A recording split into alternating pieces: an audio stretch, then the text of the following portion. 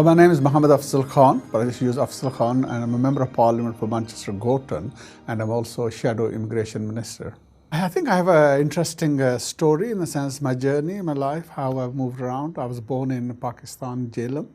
I come from a mixed heritage. My mother was from Kashmir and father from Pakistan. And then my early sort of 11 years or so are in Pakistan, mostly in Jhelum. But then my father used to be in the army, so he used to be moving around. So the earliest period I've got of the army was, I think he was based in Quetta, and it's bitterly cold in Quetta. And I remember sort of the whole pipe systems freezing up. We couldn't have any water. And somebody went up the tank and got some water, forgot to bring it inside, left it outside, and that itself froze. So such was the cold severity of it. And then in Lahore, some of the time, during the school summer vacations, I used to go and join my father. So that was quite exciting, sort of being around the army and seeing the things and the way they operated. But ultimately, I think at the age of around 11, I was adopted, and I came to the UK. So while it seems that after having a reasonable life, but I think fundamentally the family was close to the poverty side. There's a large number of brothers and sisters. I had 5 sisters, and there was 3 of us as well who were brothers. So a fairly large family in that sense. Trying to meet the ends meet wasn't that easy. So this is what probably then forced. Then I think I had a family member who was an uncle who had only one son. So he wanted another son in a form, that sort of idea. And this is how it all sort of developed.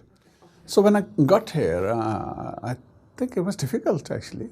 But now when I reflect about it, I understand why it was difficult. Not having your parents there, not having your brothers and sisters, extended relative, and suddenly your friends are gone, your language is gone, the culture is gone, you're totally in a new place. So totally being uprooted from one sort of culture to another, which is totally different. So that I think sort of knocked me around a little bit. So it was difficult to stabilize a little bit, but then I'd also missed most of my primary education, and it was, I think, secondary year into the secondary school that I actually went to. So by the time, I sorted myself out, got some sort of a standard, a reasonable level of English, it was time to leave. So I actually ended up with not even sitting exams. And I now make a joke about it that I left school with 9 no levels. But my first job then was actually a laborer. Most of the people from the Pakistani heritage at the time lived in a small mill town. This mill was the sort of main employer. So that seems to be my route as well then. So I got myself a job as a labourer in a cotton mill.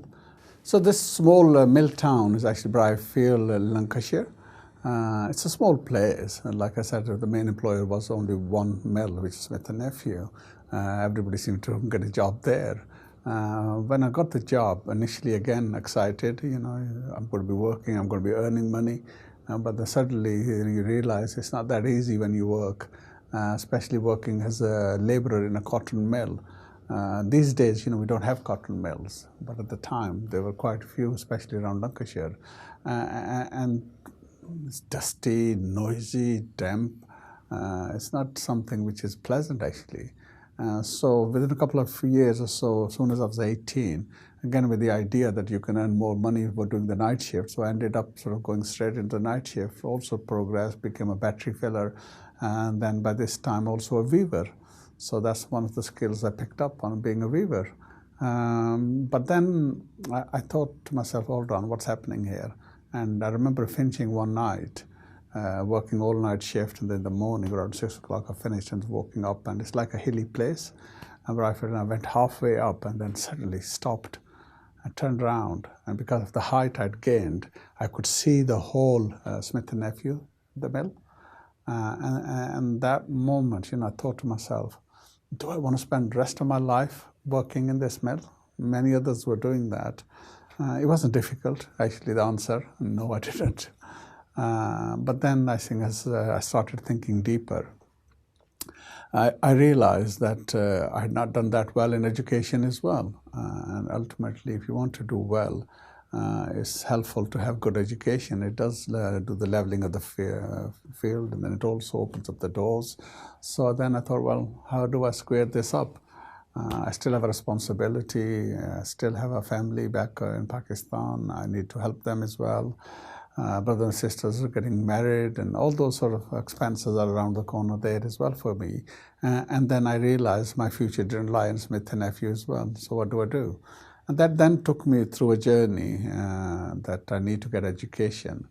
So it was difficult. So I used to do different stages. So I started by improving my English, improving my maths, doing short courses, carry on working as well, then changed my jobs as well. By this time I was about 21 now, and moved to Manchester. It's around 78, I think I moved to Manchester, and got married as well. So around very young age I got married. So I had another area to think about as well. So I was quite happy that my wife were actually doing quite well in education.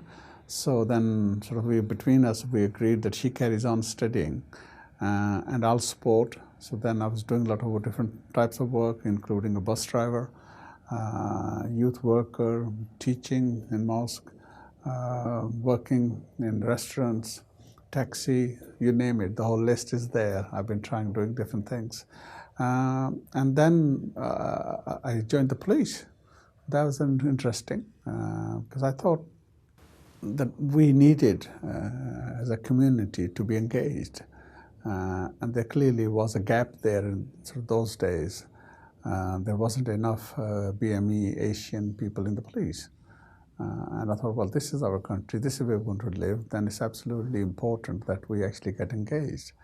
And then I understood this idea, you can only score a goal if you're playing football. If you don't play football, you can't score a goal. So for us to be successful as a community, then we should be engaged. So that took me to the police. At the time, it wasn't very fashionable, the whole idea of racism and how it is in the police as well, they're racist and that sort of attitude. But nevertheless, I felt that there was a need for it. So I joined the police, did about 3 years as a police officer. I enjoyed myself, actually. And if I'm honest with you, despite those images people have, I didn't get much racism. I got on with people, both in the public, both within the force. So I actually enjoyed my period. I think it was pretty positive for me. Yeah, I think I found the whole work in the police actually quite interesting. I felt it developed a lot of confidence in me as well. It gave me better understanding of the society itself as well. And then I concluded ultimately, actually, I recognize there is racism. I understand. I've been long enough here to understand this idea. But I think in a way it's much more complex. In a way, it also depends on your attitude as well, how you approach people, and that actually can help things as well. If you have a positive outward look ideas, and if you are more engaging, you're likely to experience less, I think. But then it also depends on the other side, in the sense that you could have someone who's very rude, but he's rude with everyone. It doesn't matter you're a black, white, or what color. Yeah, there is rude, he or she. And then you could have another person who can be actually quite polite, but actually could well be racist. So there's subtleties in there that we need to understand, I think. But then, yeah, for me, it was a good job. It was a good pay. And the responsibilities I had to manage those things, it helped. But I think by going through for a number of years as a police officer, by this time my wife managed to qualify. So she is a dentist. That was great. She got herself a job, and then the roles swapped. And then I went back into education. So I remember applying for a leave to go and do a law degree, because I still liked the police, so I wanted to carry on. But at the time, the police had a sort of strange policy that they wouldn't allow anyone to go and get a degree. And their attitude was that if they leave an officer to go for 3-4 years, then they have an officer on the book, but in reality on the beat, you don't have one. So they thought it was a bad investment in that sense. So they knocked me, and I decided, thank you very much, I'm going to leave. And I remember the chief superintendent calling me in, and he said, Afzal, you're making a big mistake. You've got a great future in the police. You're going to do really well. and you leaving, it's not going to help, And I said, well, look, if it's a mistake, I'm going to have to live with my mistake. Thank you very much. I remember then putting my sort of resignation and then getting a place to do a law degree in Manchester. And then a few years down the road, I qualified and then got a job. Then after having a degree, then after qualifying as a solicitor, the chief superintendent was still around in the force, so contacted him, called me in for coffee. We had a tea and biscuit. And then at the end, I said, you remember you said to me that you're making a big mistake? And he laughed, looked at me and said, yeah. I said, here we are. I'm a qualified solicitor. I earn more than you. I don't do any night shifts, and I don't take any orders.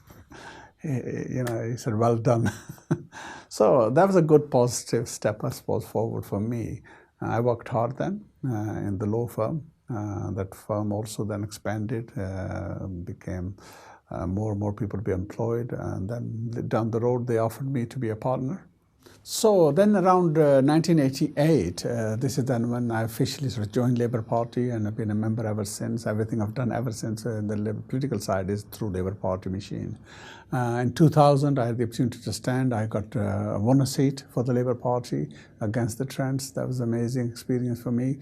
And then did a number of years work in the councillor, including being a lead member on race equality. So I had Agenda 2010 there, pushing that forward, make sure that we do well in different areas of life. And then I think in around 2004, the opportunity came to stand as a Lord Mayor. I thought, wow. So I went to see the leader and I said, look, I'm interested in putting my name forward. And he says, a great idea. I said, will you support me? And he said, yeah, I will support you. And then my next question said, will I win? And he said, no. So I thought, what? The leader of the council is saying he's going to support me, and yet saying things I'm not going to win. So I said, let me think about this now. If I'm going to lose, what should I do? But I think this is the lesson ultimately, that don't just worry about losing, because if you're not in it, you're not going to win it. So you got to throw yourself forward. So after half an hour thinking, I went back to him and gave him a call. I said, I'm going to run for it. And then the reasoning he had was that he thought I was good, the other candidate was good, but the other candidate had been working long before me, so he's more likely to win. On the night, I actually won. So then that became a history. I became the first Asian Muslim youngest Lord Mayor of Manchester. Since I was young as well, I had a lot of energy. I wanted to do things, so I did lots of great things in the city.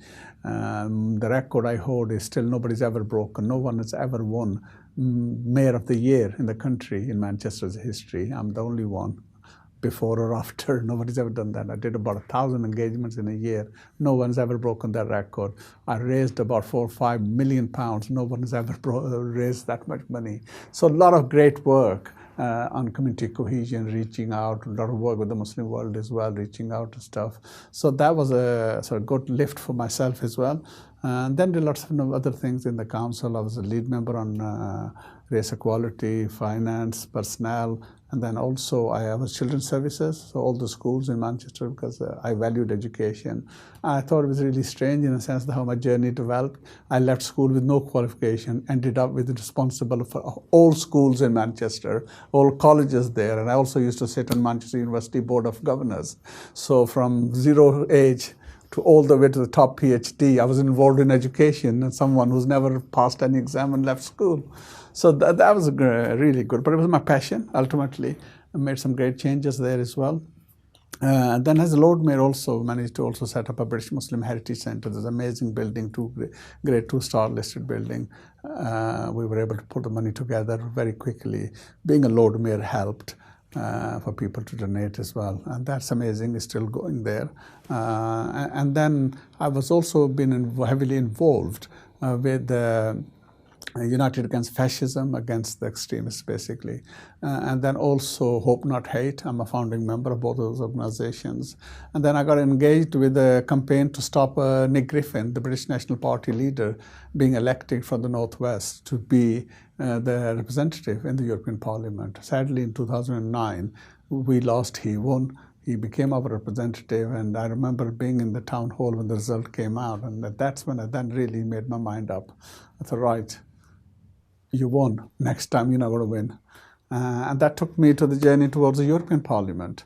It was a tough campaign, taking him out in 2014. I got myself selected from the party, did the campaign, and then I remember the British National Party putting a leaflet out in every house in the Northwest, and they said that there are going to be 8 people elected, big party is going to get their person elected, and the last seat will be between Nick Griffin, the leader of the BNP, and a Muslim Labour.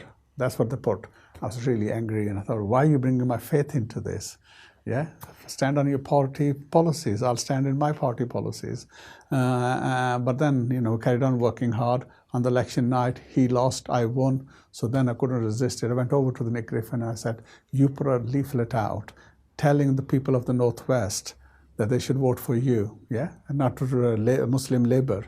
I said, well, people of the Northwest prefer Muslim Labour over you. You finished. And he said, no, I'm not. I'm going to come back. I said, no, you finished. That took me to the European Parliament. That was an amazing journey, amazing place, world's sort of biggest parliament, you can say, 28 countries, such a richness, diversity, and things they do there. And I would say again, I was lucky maybe.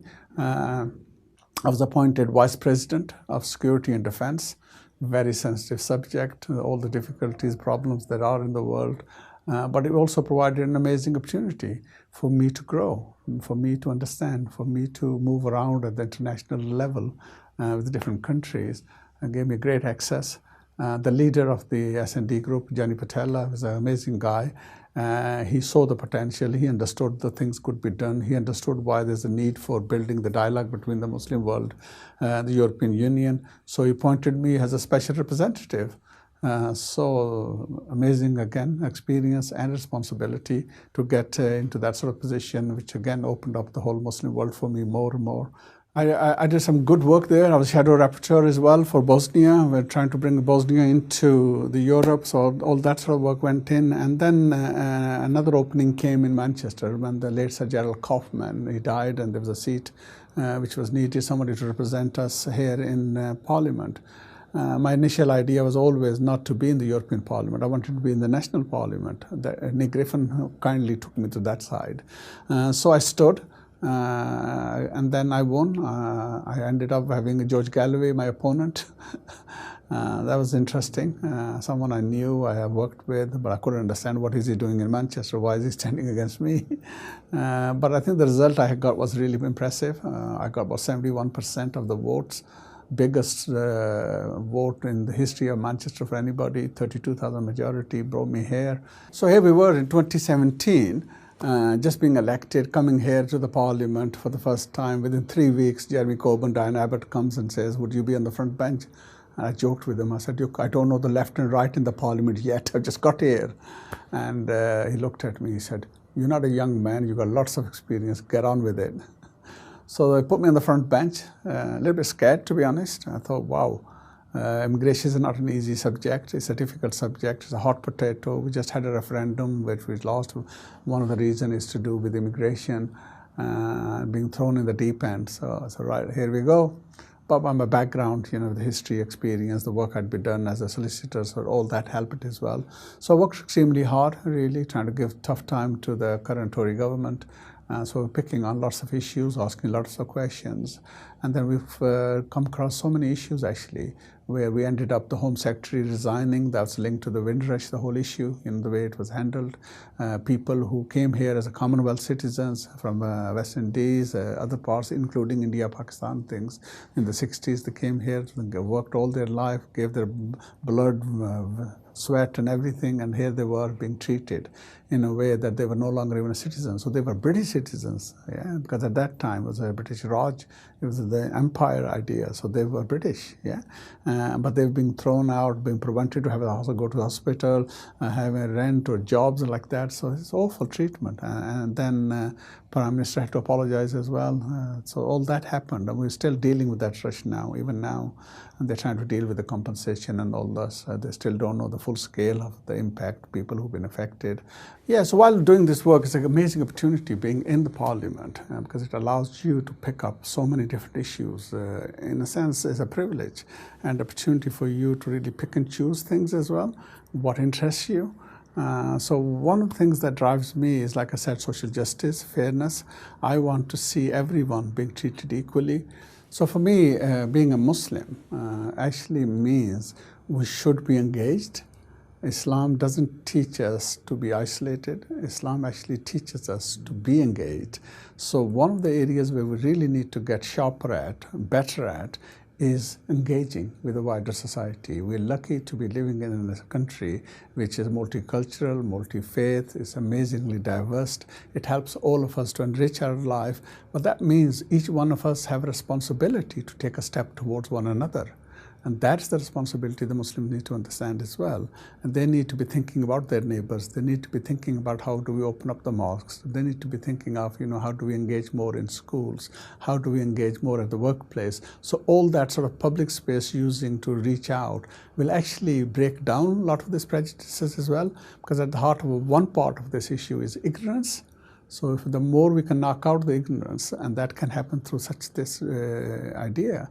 I mean, I remember setting up about 13 years ago, Greater Manchester Muslim Jewish Forum. I had different ideas about the Jewish community, but once we set that up and the one we constantly engaged, working together, attending, talking, sharing festival, I suddenly realized actually how close Jewish people are to the Muslims, probably more close than anyone else. But if you don't know it, it doesn't matter, it could be next door. It could still be miles away for you. It's that bit which I think we need to do as a community. And then we need to think we have a young population as Muslims. They are our assets, they are our resources. So we need to be thinking, what is it that we can do more to make sure they get a good start in life? And for start is, in my opinion, is how do we link up the home, which is an institution, how do we link up the mosque, which is an institution, and a school, which is an institution. These three, if they work together for the benefit of the young person, there's no reason why the young person wouldn't excel.